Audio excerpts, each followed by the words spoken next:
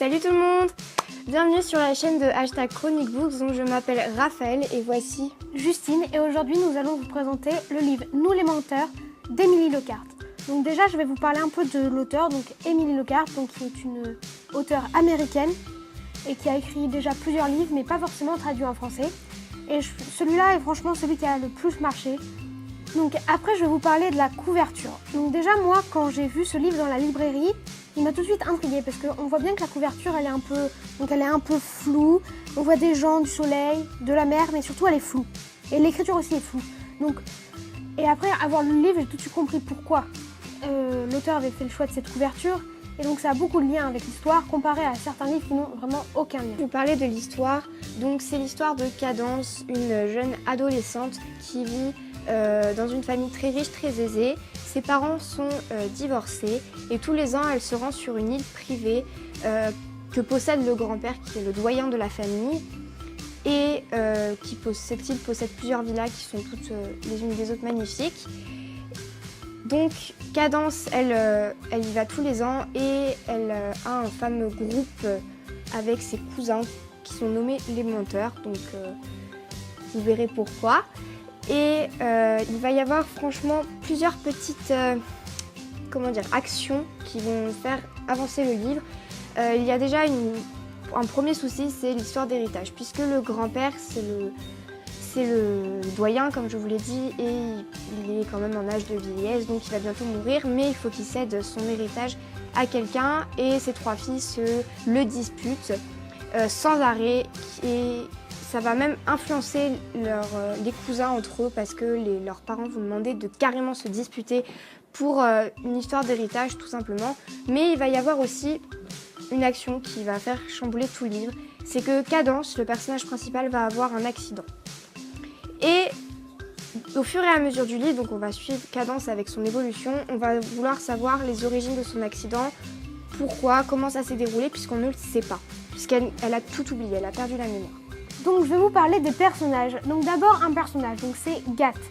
Gat est un garçon qui a à peu près l'âge des menteurs, donc à peu près l'âge de Cadence.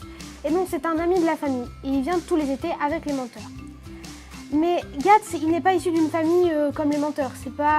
Il n'est pas riche, voilà. Il vient pas d'une famille belle et distinguée. Il habite dans un studio à New York, tout petit, voilà. Et c'est pour ça que le grand-père l'aime pas, parce qu'il n'est pas aisé il n'est pas comme eux. Et donc Gat, il va avoir une petite entre guillemets amourette avec Cadence, qui dure les étés en fait, mais bon pendant le reste de l'année ils se parlent pas quoi, ça dure juste l'été. Et donc moi je trouve que ce personnage il est quand même assez important parce qu'on s'attache beaucoup à lui, je trouve qu'il est beaucoup attachant quand même. Tu trouves pas qu'il est assez attachant toi? Si, moi je trouve vraiment qu'il est attachant et il est très... En fait, il est pas blond comme tous les menteurs, il est vraiment différent. Oui, parce que tous les menteurs sont blonds aussi, on a oublié de le préciser. Enfin, la famille même. Oui, toute la famille est blonde, quoi. Ensuite, donc, je vais vous parler d'un second personnage qui, pour moi, c'est vraiment un personnage qui m'a tenu à cœur. C'est le grand-père. Donc, c'est un personnage qui est très mystérieux. On se demande pourquoi il est là, ce qu'il fait, ce qu'il ressent. Vraiment, et toute l'histoire, et chacun a un avis différent sur ce personnage, puisque... on ne sait pas s'il est pour en fait l'amourette de Gat et Cadence. On ne sait pas si vraiment ça le touche plus que ça, les histoires d'héritage entre ses enfants. S'il tient à l'argent ou il tient à l'amour et à la fusion de la famille. Non, on n'en sait rien. Et moi, c'est vraiment ce qui m'a plu. Parce qu'on peut vraiment avoir un avis différent avec ce personnage et qu'on s'attache très très vite. Et ce que tu as oublié de dire, c'est que le grand-père, il est veuf maintenant parce que... la grand-mère est morte. Oui, donc sa femme est morte. Voilà. Donc maintenant, on va vous donner notre avis. Donc moi, ce livre, au début, c'est vrai, je l'ai trouvé un peu ennuyant, un peu banal. Mais après, au moment de l'accident, où elle perd complètement la mémoire, et donc elle reste 2 ans avant de retourner sur l'île, et ben on vit avec elle en fait. Et donc avec elle, on découvre la fin. Parce que la fin, on s'y attend vraiment pas. Raphaël, moi j'ai lu le livre après elle et elle m'a dit « Ah oui, la fin, on s'y attend vraiment pas et tout ». Puis moi je dis « T'inquiète pas, moi je vais trouver la fin et tout ». Ouais. Alors la fin, je l'ai pas trouvée. Hein. Pourtant j'ai fait 10 000 hypothèses, je vous le dis, et j'ai rien trouvé. Parce que la fin est vraiment surprenante. Je crois qu'il n'y a pas d'autre livre où c'est comme ça la fin. C'est vraiment... On s'y attend vraiment pas, quoi. C'est surprenant. Donc bah moi je vais peut-être je vais pas répéter ce qu'a dit Justine parce que je suis du même avis qu'elle, mais j'aime bien ce livre parce que vraiment c'est vrai qu'on suit tout avec Cadence.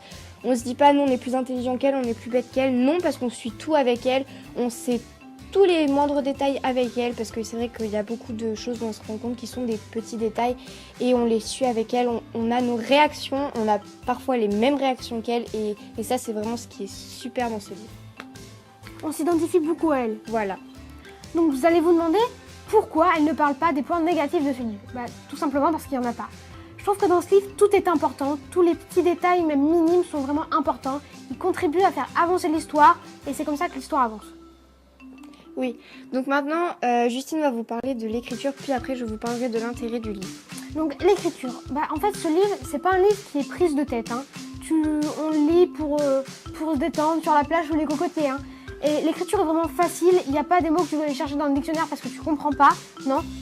L'écriture est facile et surtout, il convient aussi bien aux filles qu'aux garçons. Ça veut dire qu'un garçon peut très bien s'identifier à Cadence, même si c'est un garçon. Voilà, et moi en parlant de l'intérêt du livre, donc moi je veux vraiment vous donner mon propre intérêt parce qu'on peut vraiment avoir plein d'intérêts. Moi je pense que une des morales qu'on a voulu faire passer dans ce livre, c'est que la famille c'est pas rien, c'est important et qu'il faut arrêter de se disputer pour n'importe quoi comme l'héritage. Je veux dire, le mieux c'est d'avoir une famille qui s'aime, heureuse et unie. Voilà, et je pense que moi c'est ma morale. Après vraiment comme je dis, on peut vraiment en avoir plein de différentes, mais voilà, moi c'était la mienne. Oui, comme quoi on peut avoir beaucoup d'argent, c'est pas pour ça qu'on sera plus heureux.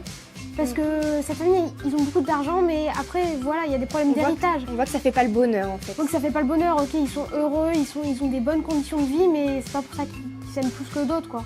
Voilà. Donc voilà, c'est tout pour aujourd'hui.